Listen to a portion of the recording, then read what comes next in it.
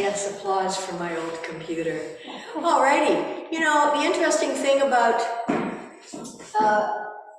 flexibility is that we can be really flexible in a lot of ways, but we can all have really tight hips. And the hips, of course, comprise, or at least are supported by a number of different muscles. So we're going to work all of those today. Your adductors, I should say, abductors, these are adductors, these are important. Your back, these puppies. We're going to do some exercises so that we know that when we're working the glutes, we're actually working the glutes, because sometimes we think we're working the glutes, but actually we're working the lower back and we're working our hamstrings and wondering why our glutes are so loose and flabby.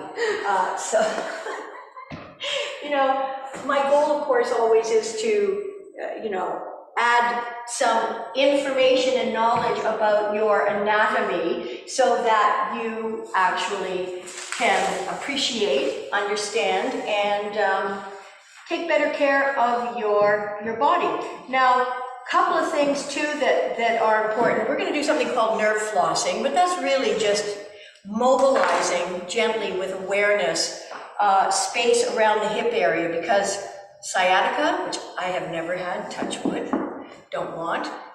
It's not a disease. It's not usually due to an injury. It's usually due to tight muscles around the hip or the back. Your sciatica nerves start on either side of your lower spine. And if you've ever had sciatica, you probably know it goes right through your butt, along your hips, your knees, your calves, right down to your friggin' feet. So that's not a good thing. Or not a good time, I should say. Now, the other thing is that when we're also going to strengthen our hips, because, I really have a lot of compassion when I watch people walking. There are people who have an unbalanced gait, they lurch, they can't even stand for very long. That's typically either they're in pain, some kind of pain, or they just really have weak hips. So it's not enough to stretch, we always have to strengthen. And I think we'll start on our backs. And this will be a great way, because we do bridge pose frequently. So come on onto your backs, and then place the soles of your feet flat on the floor with your knees bent, and have your heels lining up with your sits bones. Okay, and your arms are going to be beside your body. Lift your shoulder blades off the floor and tuck them under. And then tilt your chin towards the center of your chest. Now, so as I said, we've done this before. If you get any leg cramping or anything going on, just come out of it and come back to it when you're ready. All right, so you've tucked your shoulder blades under by lifting them up, tucking them under your heart. Tilt your chin towards the center of your neck. So you've got a nice long neck and fairly flat towards the floor, but of course it's not flat. And then roll on your sacrum and press the small of your back into the floor and peel your spine off the floor. Now, this is all normal. This is what we do. What I want you to do now is actually lift the balls of your feet off the floor and press into your heels. Now what that does is that starts to activate your glutes. So why don't you place your feet back down on the floor, where you normally do it, and notice the difference of what your glutes are doing. Okay, now once again, lift the balls of your feet off the floor and press up. You'll notice you've activated your gluteus muscles, and there are 3 of them. Now, because we do a lot of sitting, our glutes are somewhat stretched in a sitting position, but think of it like an elastic band. When an elastic band is stretched over time, it eventually gives out, and you know what happens, they break. All right, so our glutes are the strongest muscles in the body. Place the soles of your feet back onto the floor. Now, of course, you're probably feeling your thighs work because, yeah, they're going to work. But once your feet are on the floor, it's possible that your glutes are going to let go, and we're going to roll all the way back down. Bring it down slowly, 1 vertebra at a time, and then draw your knees up into your chest. So I hope you got a little bit of work in the glutes. We're going to do this one more time so that you can anchor it. And, you know, some yoga classes, they move rather quickly through the postures. Nothing wrong with that. You get an overall workout and you work your heart, your cardio, and nothing wrong with that either. But in terms of therapy, when we're really trying to help our bodies heal and become stronger and less, and release tension, let's place the feet back down on the floor, then you've got to hold a posture in order to get more benefits from that particular posture. So you know that about me anyway. We tend to hold, not really long because it's not a yin yoga, but your feet are flat on the floor once again. Your heels are lining up with your sits bones. In fact, now we're all built differently. You may be able to touch your heels with, maybe your middle finger. That's about how close you may wish to have your heels to your glutes. Okay, once again, lift and tuck the shoulder blades under the heart center. Make sure your chin, it may still be tilted towards the notch in your neck. And then roll on your sacrum. You're going to tilt your pelvis up and you're peeling your spine off the floor, lifting up. And this is normally what we do, is we just hang here with our feet flat on the floor. And again, as I say, your glutes may be slightly engaged, but let's really go for it and fire them up by lifting the balls of your feet off the floor. This starts to really engage all of your glute muscles. Now, as I said, the hips, if they're not strengthened, the glutes matter, the in and outside of the upper part of your legs, your abductors and adductors matter, your iliopsoas muscle, this is ilium, is the hip, psoas is an inner muscle. Piriformis, which is another little tiny muscle that starts at the base of your spine and attaches to the top of your leg. If that muscle's tight, it can also irritate and activate the sciatica in a way that we don't want. Place the soles of your feet back on the floor and starting from the top of your spine, release and bring it and your torso all the way back down. Yay. Okay, draw the knees up in towards the chest, one hand on each knee, and just do a little rocking from side to side. Obviously your back muscles, they are all connected close to the hips. So as long as we're working a whole group of muscles, then the entire area benefits. If you only work one group of muscles, well then the other muscles may be weak and lean a little bit more on the one area that we're working on. So of course we're going to cover this whole area very thoroughly and the entire body. Let's just place the soles of the feet one more time, flat on the floor with the knees bent. The heels are lining up with your sits bones. Arms are going to be beside your body with your palms facing down. And again, let's lift up the shoulder blades, tuck them under the heart, tilt your chin towards the center of your chest. And one more time, tilt the pelvis up, press the small of your back into the floor. Let's pause here for a moment. I want you to activate your abdominal muscles, your abs. You can feel them, you're pulling them down in towards your interior spine. Feel them activated. Every once in a while, when you're standing around doing nothing, think about sucking in your abs. Always keep breathing, mind you. All your muscles require oxygen for activation and staying strong, but really feel your abs pulling in. And now, let's lift the torso off the floor, one vertebra at a time. This time we're going to keep the soles of the feet flat on the floor.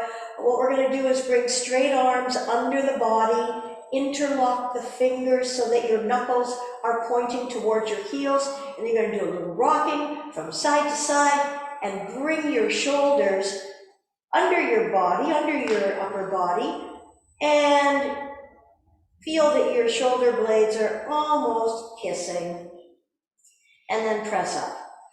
So you're activating your thighs, of course, but at this point, what I'm focusing on is that we release our forward flexion, our hunching. This is a great posture to counteract how we have to work most of our day, whether it's in front of a computer, whether it's making food, writing, reading, driving, picking things up. That's all forward flexion. All right, release your hands and slowly bring your torso all the way back down. Yeah, all righty. Let's extend the right leg down in front, and let's bring the bent left knee forward.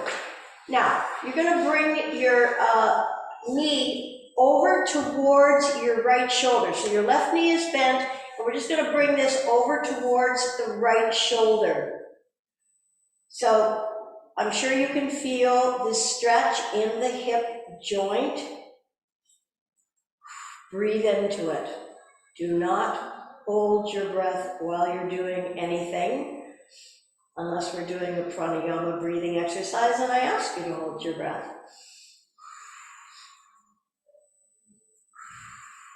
So breathe into this, another 5 seconds. And release. Draw the right knee up, extend the left leg down in front, and let's bring the right knee over towards the left shoulder. So you're using your hands around the knee or the calf. Unknown caller.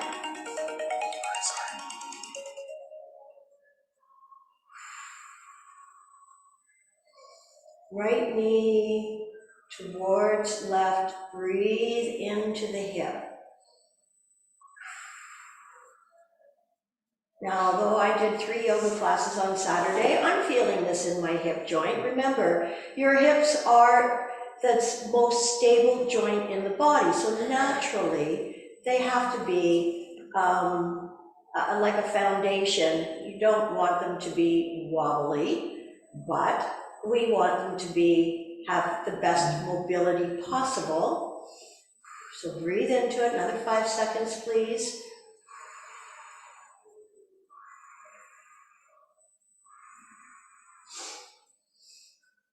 And then draw the other knee up, and gently again roll from side to side or make little circles.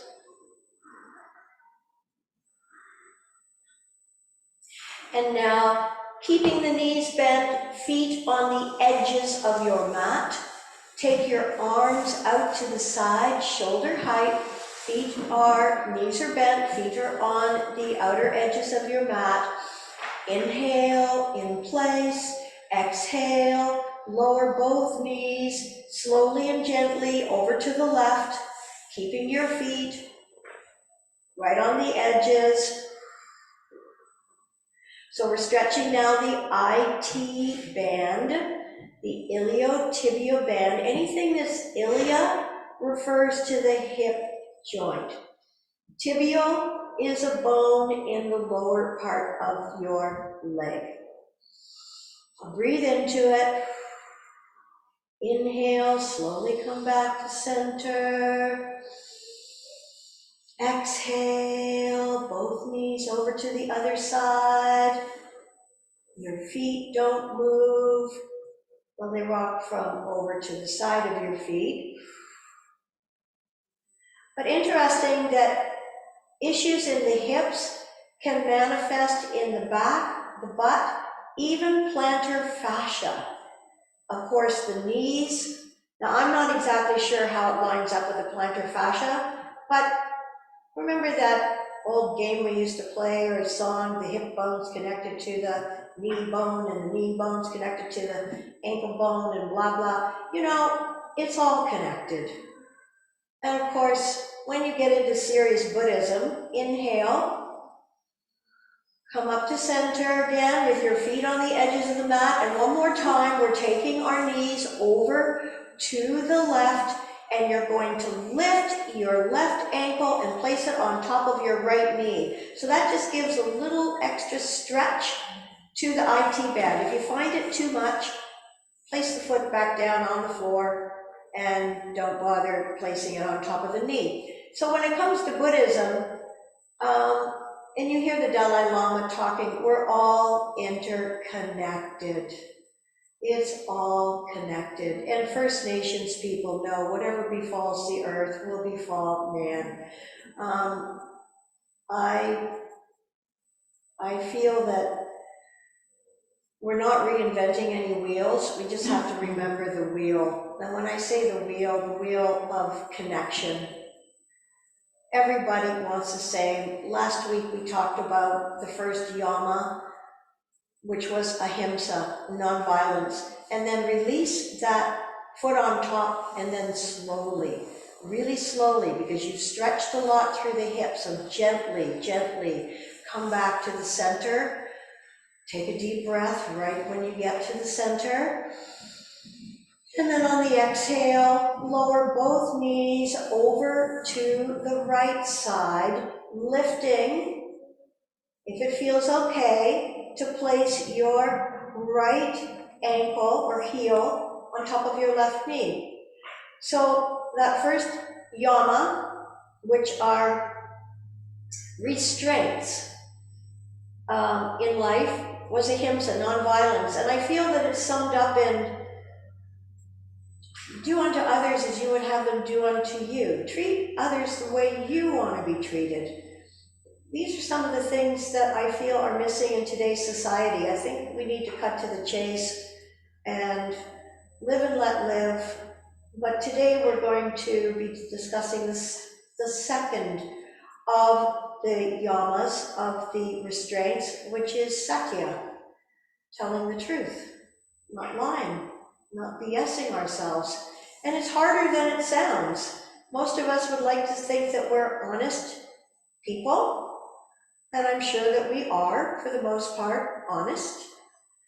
But things happen when we're kids. We're told certain things, and whether or not we remember or not, they're probably flying under the radar and affecting our ability to be fully and completely honest today with ourselves and perhaps others.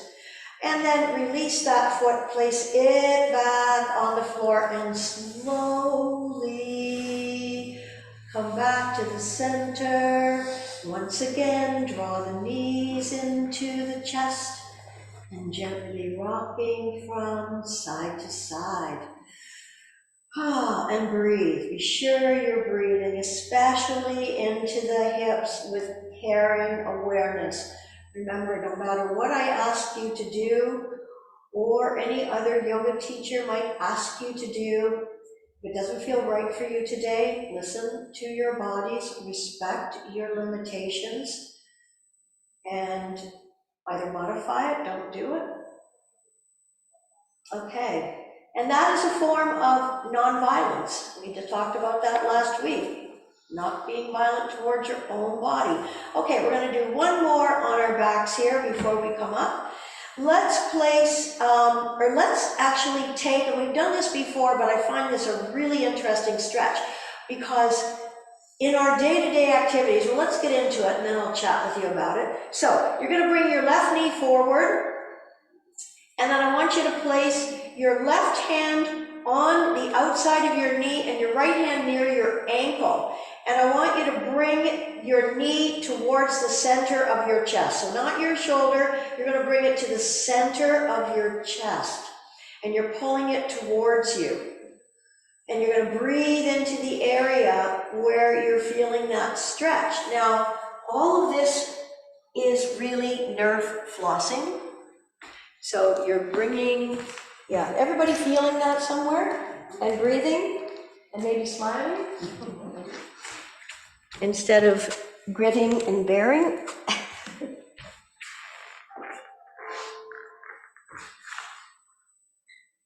Breathe into it.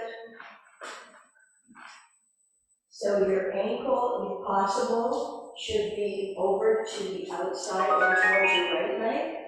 You're bringing your ankle, yeah. So you notice the difference there? Yeah. So your ankle, okay, everybody else got it? So the knee is towards the center and the ankle's over towards the other side. And let's release that. And let's try the other side. Jeez.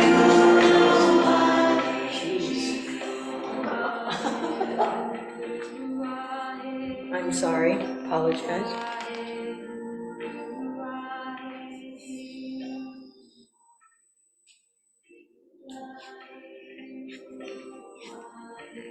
Breathe into the place that you're working.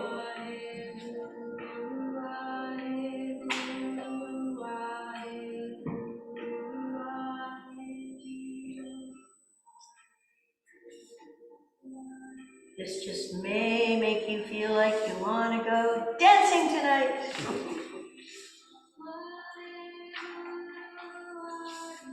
You know what's interesting is that walking, I think I mentioned it in the note. Walking is the foundation of it's the best exercise still, and it's the foundation of overall good health, mental health, emotional health, and this is, quite frankly, the best time of the year to take a safe walk. Winter's beautiful, but it can be treacherous. This is a great time of the year. Alrighty, so let's unfold from that, and then we have two options to come up to seating. You can either, actually once more, before we do stand up, let's do one more. Let's just stretch, because hamstrings, of course, are also an integral part. Bring your left knee in towards your body and place your hands behind the back of your left knee and straighten that leg up. And then straighten the other leg down in front. So you're gonna feel a nice little hamstring stretch. You're not hyperextending the knee might be softly bent. And your hands are behind the back of your knee or thigh, and you're pulling towards you. Try to relax the upper part of your body. So breathe. Hamstrings insert into your ischial tuberosity. That is your sits bones. That's what you sit on. People who find it difficult to sit up straight, often it's due to tight hamstrings, weak or tight back muscles. And all of this, of course, is going to have an effect on your digestion, elimination, metabolizing food. Remember, your gut is your second brain. One week I'm going to come back and we're going to talk about the microbiota. This is such a big topic. And let's bend that leg. Draw the other knee forward. Extend your left leg straight down in front. Take your hands behind the back of your right thigh. And now you may notice a difference here, that one set of hamstrings on one side may be tighter or looser than the other.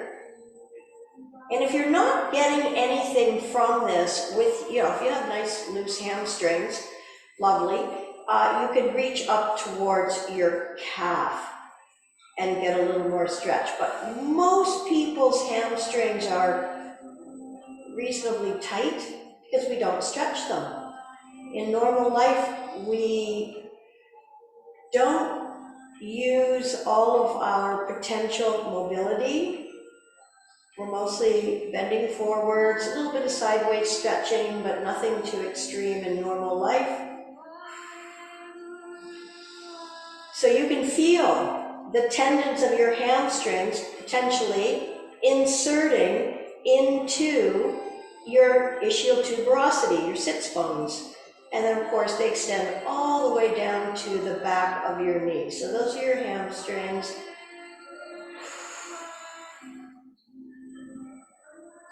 Breathing into it, you may feel a little bit of a burn. That's hamstrings firing. It's not a bad thing. They're being activated. Okay, and bend that leg.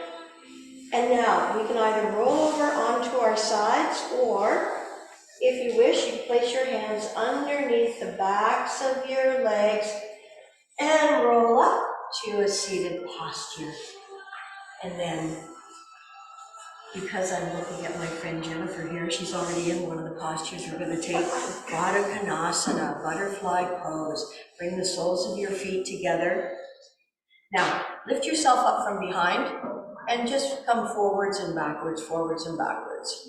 Obviously, a fantastic hip opener. And then place your, if you can, feel your sits bones, your ischial tuberosities. Now, again, it's hard when our hips are tight to sit up nice and straight, but I'm always reminded of my yoga teacher, who would be well into his 80s right now.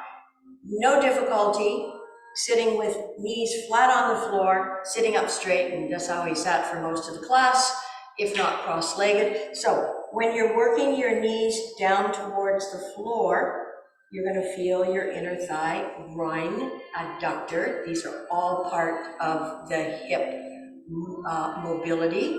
So you want to feel a little bit of that action. And then you're holding onto your feet, sitting up as tall and as straight as you can. Moving the knees down. I can feel this big time. So I'm going to breathe into them.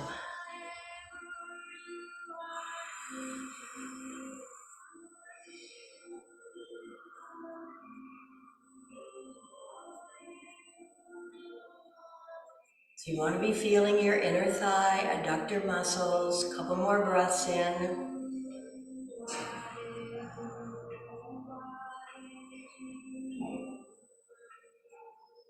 And last time, exhaling. Alrighty, Hashimotonasana. Take your legs wide apart. I know my sister's watching at home and she says, "Can't you get rid of the papers?" Apparently not, Mary. And I love you too. Okay, alrighty. I'm delighted that she's here and practicing. She's a very active little bunny. Okay, again, your legs are wide apart. Let's lift up from behind and really come forward onto those sits bones as much as you can and flex your feet.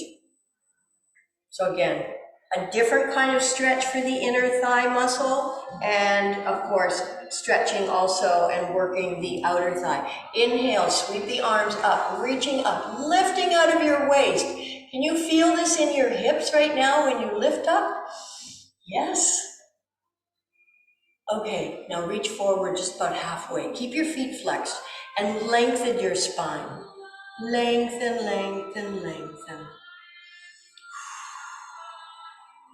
One more breath in. Think about lengthening your spine and lifting your hearts as opposed to rounding your back, and it does not matter how far over you go. And then exhale again, just a little more. Don't go all the way down yet. Keep lengthening your spine. Keep reaching your arms forward, reaching through your heart center. And one more breath in, reach.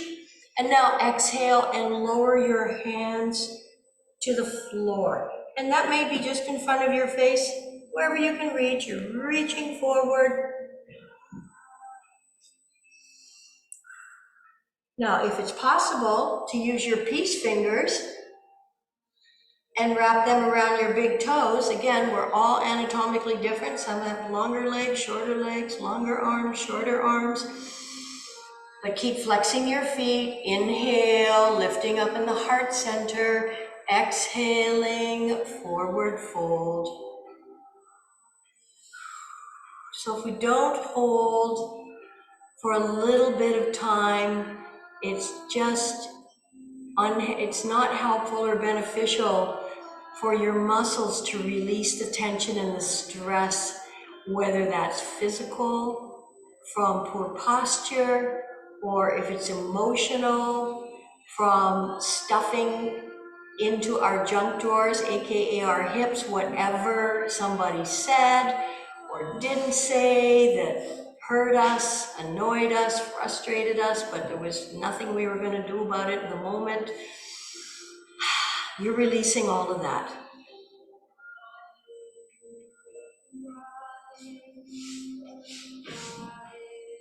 So it's different from psychotherapy. We don't have to go back and revisit that event. We just need to practice yoga so that we can just let all that garbage and BS go.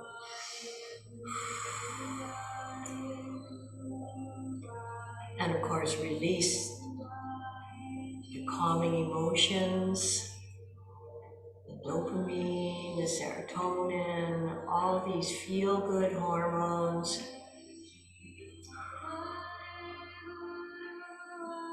And then bring the hands back into center if they're not already.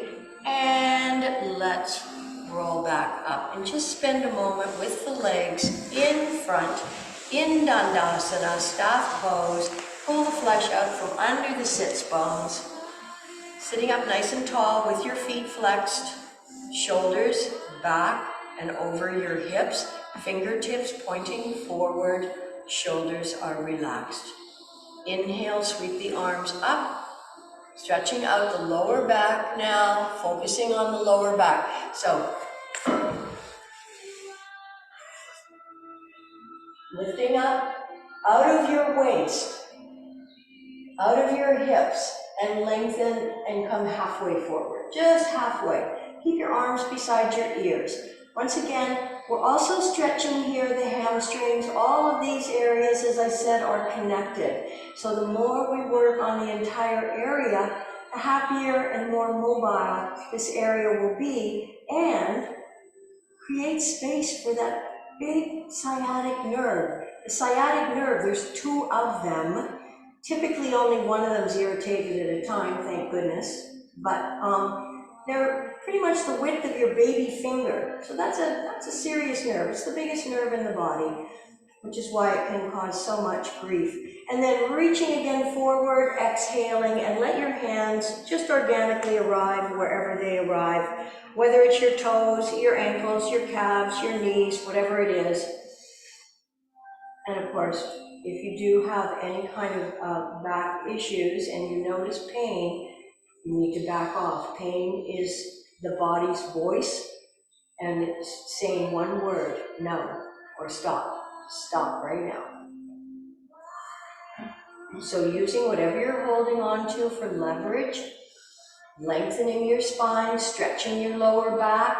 Again, you're firing up your hamstrings. You can probably feel that. And if you're not feeling it, then that's great. You've been working on your hamstrings, or you were blessed with hamstrings not so tight. Shoulders away from your ears. One more breath in. Exhale, forward fold.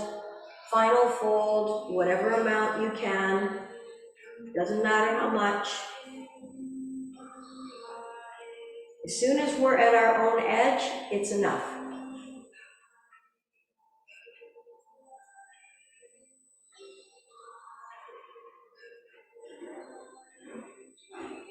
And then walk your hands back up your legs and just spend a moment bathing in this feeling of freedom in your lower back. A little more freedom in your hips. Alrighty. Fold your legs over to the side. Let's come on to all fours. If you need a sip of water, please take one at a time.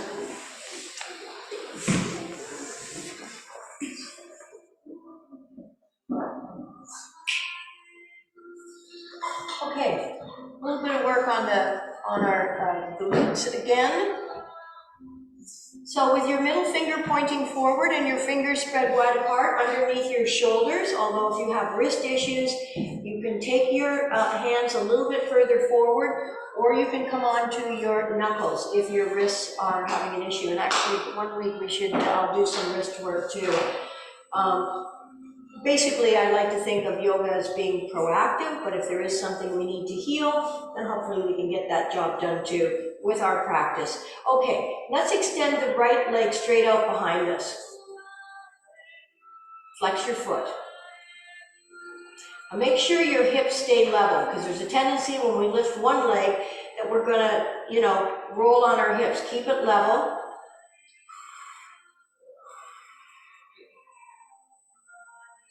So you should be able to feel your glute firing. You can touch it with your other hand if you're not sure. You're gonna feel your hamstrings and your low back too. But the idea here is for the glute to really fire. And now bend the leg, take it out to the side in doggy hydrant. You see, no wonder old dogs get sore hips, but most dogs, they do this how many times a day if they're a good dog? They got great hips. They run all day, they lift their leg. Even if there's nothing to come out, they gotta make sure they're looking like they're spreading their smell or aroma. Okay, and lower that leg down. Feeling your hips, extend the other leg straight out behind you. Now, flex the foot so the toes are pointing down. Try to keep your hips level.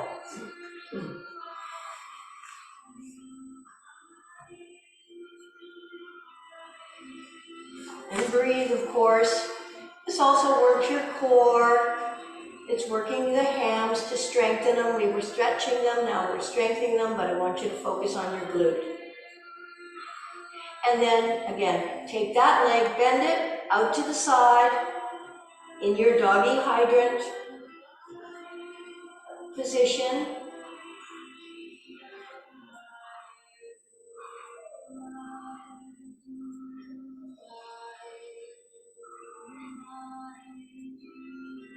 Holding one more breath in, and on your breath out, come on down. Yeah, all right. Take your knees as wide as your mat, big toes touch, flatten the tops of your feet.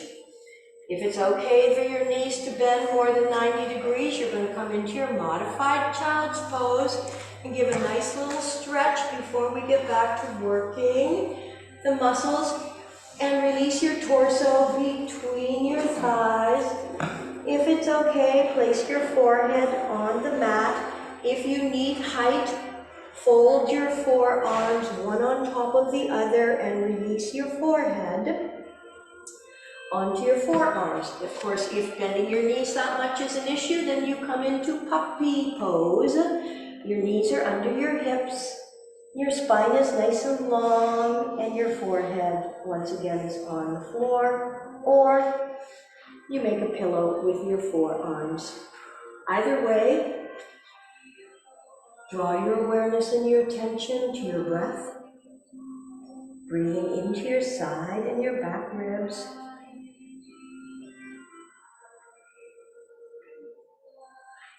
There's also an aspect of diaphragmatic breathing. So last week we talked about our diaphragm, which is your most important muscle of respiration, diaphragm. Lungs are not muscles. In fact, the lungs can't do anything on their own without the muscles, particularly the diaphragm. And then inhale, come on up, come on over onto your left side. And we're going to do both sides, so as a matter of fact, start on whatever side you like. And place your hand in your head, on your head on your hand, with your elbow on the floor. Bring your top leg up and hold it up. Now, you're activating again the muscles of the glutes, the adductors, so the outer thigh muscles. And the other benefits, of course, of getting your leg up in the air is that it relaxes the veins in the legs if you have a tendency towards cramping. There could be a lack of magnesium, there could be too much salt in your diet, but basically this is proactively helping us reduce the chances of cramping, getting varicose veins.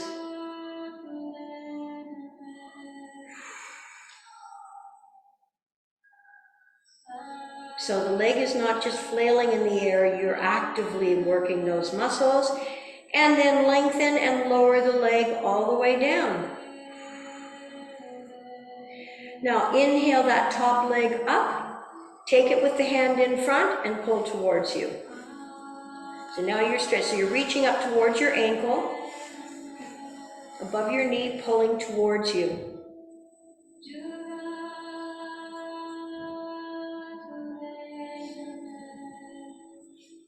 Snatam Karkalsa is the name of this woman singing. I've been fortunate enough to also see her. She's a Kundalini yogi.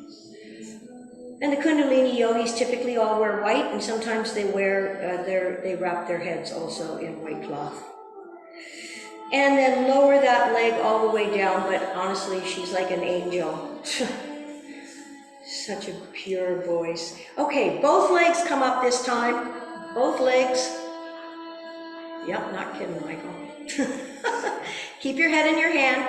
Top leg as high as you can. Bring your legs together, apart, together, apart, together, apart. Nice work, everybody. Together, apart. Oh, and come all the way down. Well, let's do that on the other side because it's so much fun. It's just so much fun. Okay, so your head's in your hand, your body's nice and straight, top leg comes up by itself, you're working the muscles.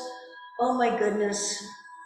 Look out the windows if you can see the blue sky and the green. Now, you've only got a little bit more time to observe naked trees without their leaves, which I don't know, I find it fascinating. Trees come in so many wild shapes. You don't see them when they're all dressed up in their foliage, but I don't know, I find it super interesting. Maybe my life is so dull I find naked trees fun. No, it's not. It's anything but dull. Okay, lower that leg. And now, take the leg up and reach up with that hand that's not doing anything and pull towards you. So you're reaching up as high as you can on the leg. And breathe.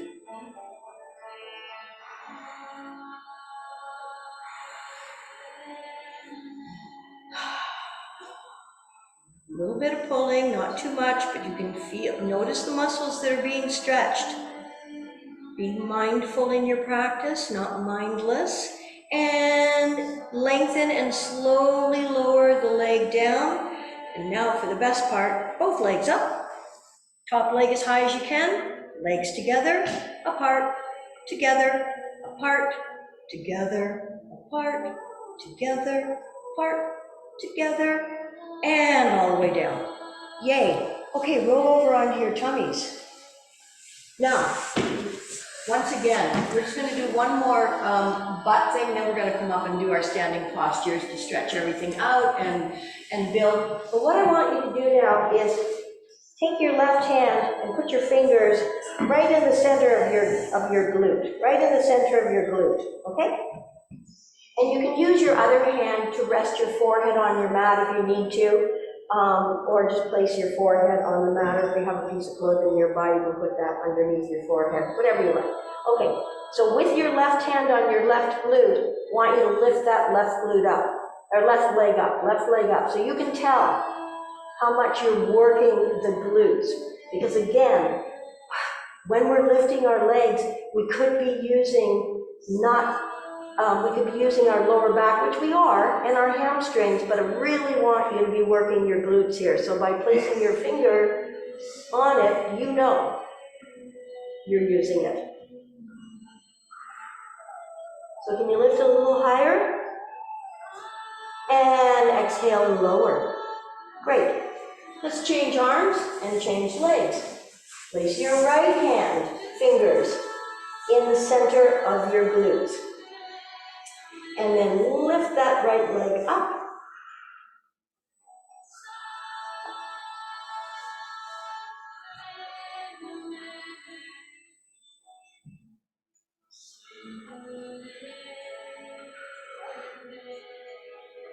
And release. Excellent.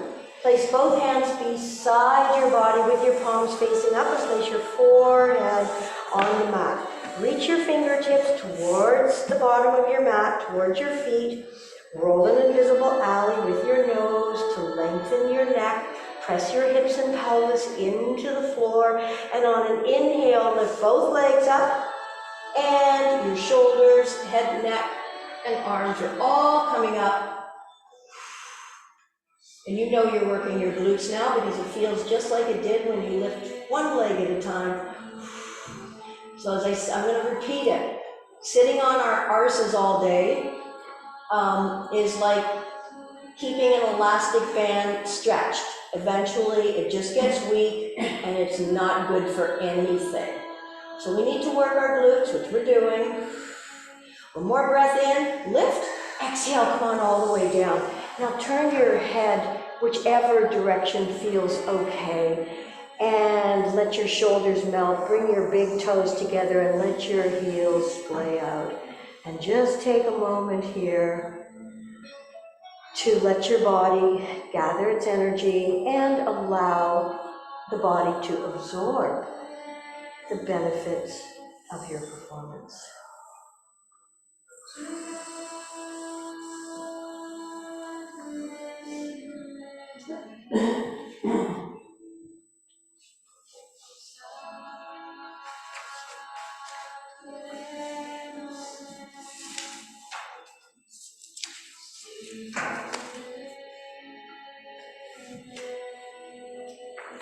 Okay, bring your head back to the center, place your hands under your shoulders, and roll an invisible alley with your nose. Once again, your legs are together, and come up into a baby cobra. Will be fine. This is an excellent posture, again, for the integrity of your spinal cord. A herniated disc can be healed, because typically a herniated disc is happening because we're rounding the spine all the time. So this is the opposite movement.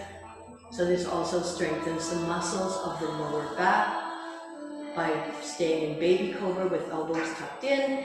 And then inhale, press up, curl your toes under, and let's come into one downward dog. Walk your feet a couple of inches forward, and then just walk the dog by straightening one leg. Relax your neck, so give your head a shake. It should be just between your arms. You're not holding your head up. You're letting your neck hold onto the head and relax. And change. Straighten the other leg, then bending the one that was straight.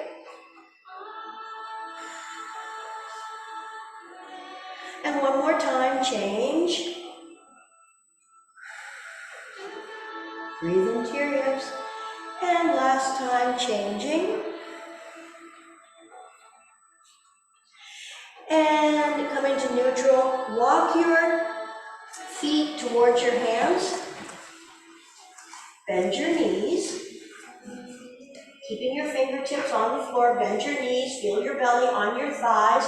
Now, you're going to transfer the weight into the heels and come up into chair pose, horseman's pose, Utkatasana. Inhale, reaching up. Exhale, swan dive forward. Keeping the knees soft. Inhale, come halfway up, lengthen your spine. Exhale, forward fold. Let's bend the knees one more time. Inhale, sweep up. Now, when you're in horseman's pose, you should be able to see your toes in front of your knees. So your knees are behind your toes, and your weight is in your heels. Inhale, sweep up, hands in prayer. Exhale to your heart center. How are we doing for heat here? Are we good? Not too hot? Okay. Good. All right, come on up to the fronts of your mat. Again, focusing on our hips. I find it a little warm. Yes, it is. Are you a little warm? Yeah, I am. Let me just back it off a bit. Why waste energy? still have any left. Okay, so inhale in place, exhale, step your right foot back 3 to 4 feet.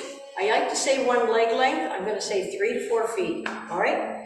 Okay, now, become aware of your hips here so that your tailbone is dropping. These guys are level, and then bend your front knee. And notice when you bend your front knee, how you've activated, and if you haven't, you've activated your inner thigh muscle. Press that knee to the outside of your mat and press into the outside of your foot. Make sure your back foot's pointing slightly forward, everybody. It shouldn't be parallel. Your heel should be further back than that foot. So your back leg, and then there's a tendency to just collapse and let it all go.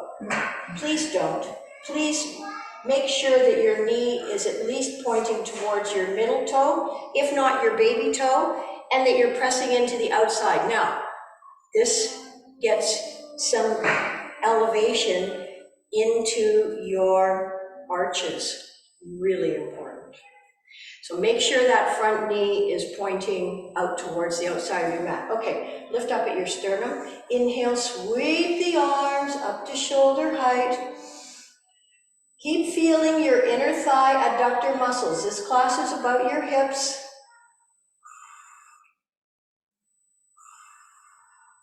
Lower your shoulders. You're looking over your middle fingers. Coming into reverse warrior, lowering your back arm down your back leg, reaching up and stretching up.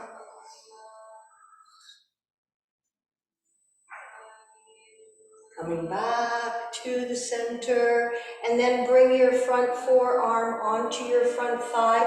Take that front arm down, around, over your head, and then over your ear. So you're bringing it up and over your ear. And have a look in front of you. Yeah. So you're actually resting your forearm on your bent front thigh. And you're reaching and stretching. Inhale, come on up. Now turn your feet so that they're pointing slightly outwards and you're sideways on your mat. I hope those of you who have socks on, that your socks have stickies on the bottom. Okay, now you're gonna bend halfway forward. Now, you have an option here. We usually do this with our fingertips on the floor, but for those of you who'd like to go for it, keep your fingertips off the floor and bring your hands into prayer and lunge over to the left side. But seriously, if it feels wobbly, keep your fingertips on the floor. Inhale, come up and over. Other side.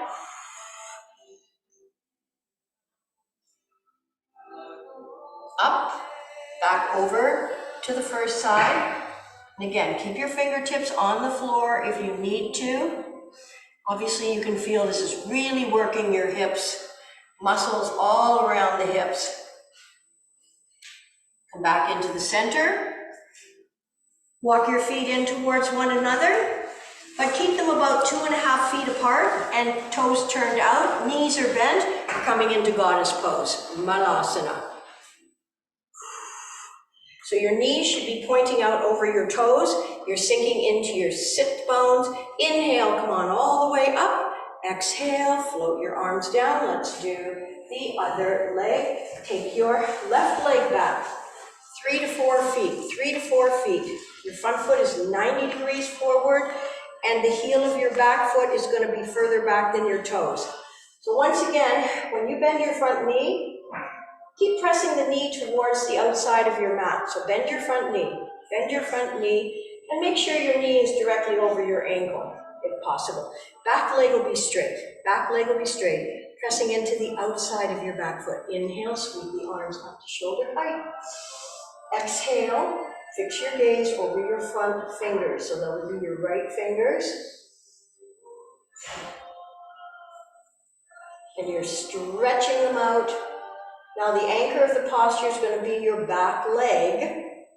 So make sure your weight is evenly distributed from front to back. Lower your back arm, down your back leg, reaching up, This could also be called peaceful warrior, exalted warrior. Reaching up and stretching up, even looking up. Now exhale and bring your front forearm onto your front thigh. So the knee has to be bent. Keep pressing into the outside of your back foot. Take your back arm and sweep it down in front of your body, all the way in front of your body, and reach it up and over your ear, and then rotate and open your heart center to the side of your mat. And your palm is facing the floor, so it comes over your head a little more, Sue. Bring it over. Yeah, you got it. Right on. Nice, Jennifer. Great. Great, Kelly. Who I can see here. Reaching and stretching, and then inhale, come on up. Exhale, float the arms down, bring your legs together. And now you get to lay down and play dead. Or do whatever you need to do. Now, this is where if you got yourself or you want to get your eye cushion, put a tissue over your eyes and then place the cushion on top of the tissue over your eyes, and it can really help with relaxation. Do you want one, Michael? Sure. I know. That's what I'm doing. I would prefer. This is the easy part. And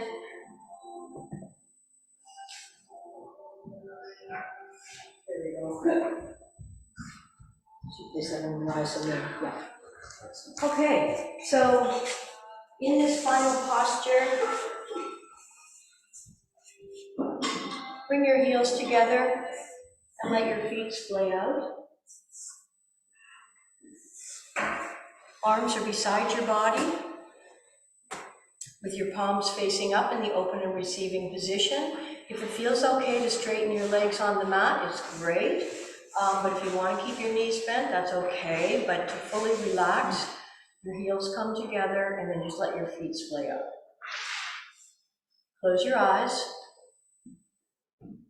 Let your eyeballs sink into their sockets.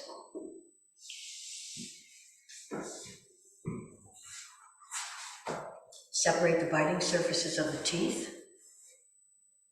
Relax the jaw. And let your body be soft and heavy. This is the point at which your body can absorb the benefits of your performance. Not taking this posture at the end of the class is really gypping yourself, cheating yourself, not allowing the opportunity for your body to receive the gift of the movements and the work that you've done. This class was about creating greater mobility in the hip joints, as well as strengthening the muscles that support the hip, and creating space through stretching for the sciatic nerve and the piriformis muscle. And they're so close together. Although if you have piriformis syndrome, you're just going to feel it in your lower back. And if you have sciatica, it's probably going to go right down to your feet. But yoga attempts to be proactive and avoid all these things. So the second yama, satya. So again, these are social and ethical restraints. They're really ways that we learn how to have more inner as well as outer peace. So satya, not lying, telling the truth. It really takes self-inquiry. And you might ask, well, how the heck do I do that if I don't have a therapist? Spending time in nature by yourself alone, whether it's walking the boardwalk, being in a forest, or a ravine, could be even sitting in your backyard, watching, listening to birds. The answers to most questions are all inside of us. We haven't been taught to look inside. We've been taught to focus on what's outside of us. But by finding a place of stillness and quiet, this thing called self-inquiry, which it's not even doesn't have to be an active process. You don't have to say, hey, self, I'd just like to inquire about something. It's not like that. These things are already inside of us. We just need to listen. We just need to be present and not miss it by distracting ourselves, staying busy. And, you know, we all have a unique starting point in life. We were told different things by our parents, our grandparents, churches, synagogues, teachers, and a lot of what people pass off as truth, including myself. I own all this. It's sometimes just my opinion. It's not the truth. So it's a journey. It's not the destination. And whatever good and right we do in our lifetime, the universe will return this to us in sometimes mysterious and sometimes magical ways. But we have to find the still point, to be aware, to notice it, feel it, and then know that this is our truth.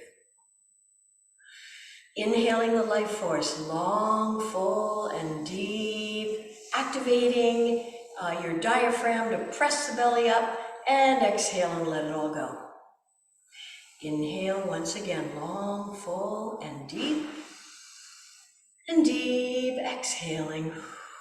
Stretching your arms over behind your heads, reach and stretch, point feet far, flex and point, and drop your arms down by your side.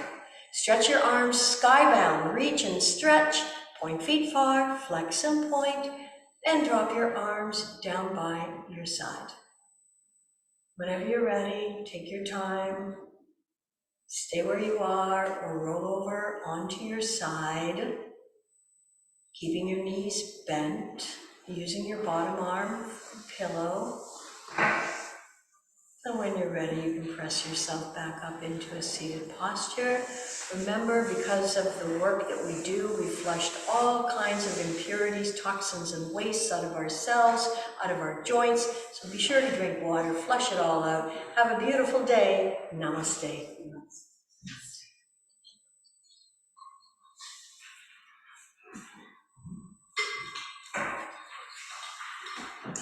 Thank you. Thank you. That's great. Any questions or comments are always welcome, even you guys at home, if you're still with us, write me.